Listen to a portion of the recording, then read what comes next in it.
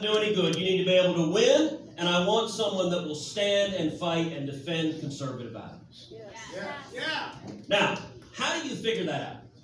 Listen, all of us in a Republican primary, we've seen over and over again that every candidate comes and beats their chest, and they say, I'm the most conservative man alive. They all claim, I'm conservative, I'm conservative. No, I'm more conservative.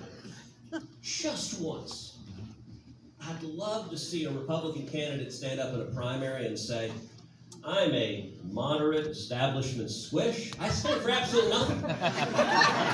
It would be refreshingly honest at least. But nobody says that. And by the way, they all pledge their love for Donald Trump. I love Donald Trump. No, I love Donald Trump more. No, I have Donald Trump tattooed on my rear end. Let's see it. I like you, but not that much. So as voters, how are we to figure it out? How are we to tell? And what I would say is look to a candidate's record. I've known Dave a long time. He grew up here in Pennsylvania. He grew up on a Christmas tree farm. That is a little storybook. He was a jock. He was all-state in wrestling and football. He went to West Point, where he was captain of the wrestling team. Yeah. I was captain of the debate team.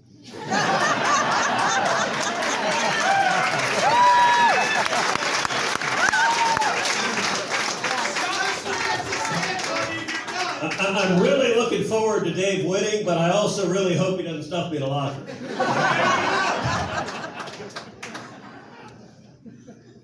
He went and fought to defend this nation as an Army Ranger, fighting in Iraq to keep us safe. Yeah.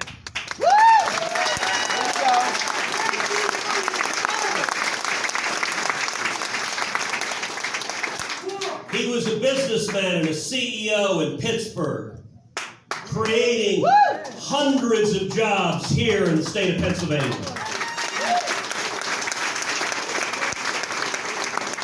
He served in the federal government, in the Department of Treasury, the Department of Commerce, standing up and fighting our enemies and standing up and resisting communist China.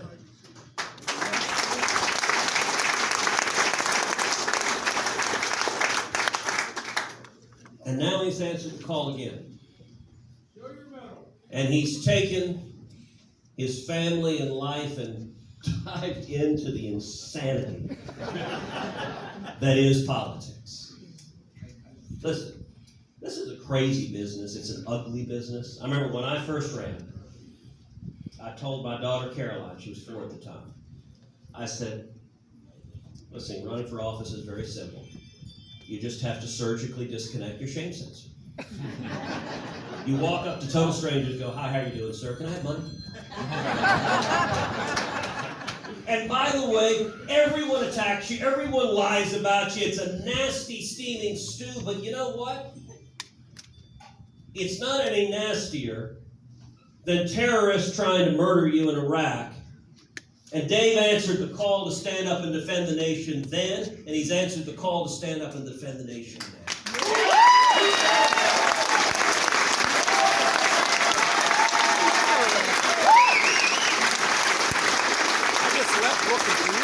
No, I'm right here. So listen, here in Pennsylvania, you got a wild and raucous primary. But what I would encourage you to do is, number one, look at who has the strongest proven record. Not of just saying words, but of being in the fight.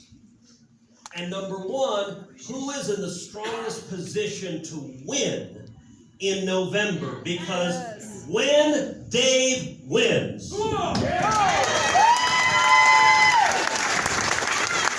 Chuck Schumer is out of a job.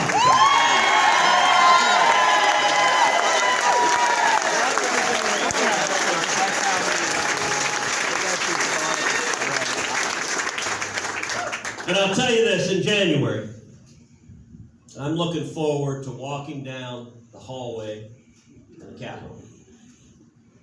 alongside Dave. And we're going to bump into a little man wearing overalls, carrying a screwdriver, coming to change the sign on Nancy Pelosi's door.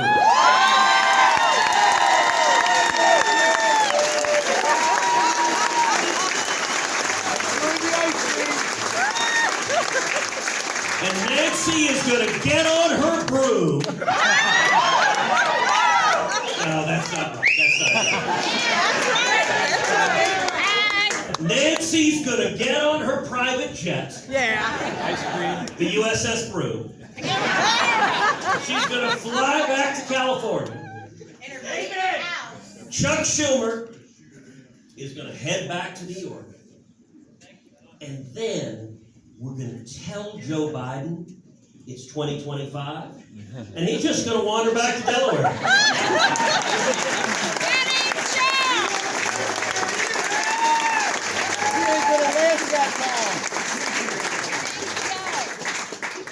One of the great blessings I have is I get to travel all over this country, campaigning to support candidates to retake the Senate, to retake the House. And I got to tell you, there is something powerful. There is something amazing that is going on. And it is organic, and it is unstoppable. And you right here in Pennsylvania, you're on the front lines. You are on the front lines of turning this country around, of bringing this country back. And I'm proud to stand with you. I'm proud to encourage you. I'm proud to fight alongside you. Because listen, we're blessed. We are blessed. You know, it's one thing to fight when the stakes don't matter. It's one thing to fight when it's not very important. But we are literally battling over whether the greatest country in the history of the world will continue to rise or whether we will lose this nation. What a privilege. What an amazing chance to fight for a battle that matters. And I believe we will take this country back. I believe we will pull back from the brink. I believe Dave McCormick will fight for the men and women of Pennsylvania, and we will restore this shining city on a hill that is the United States of America. The next senator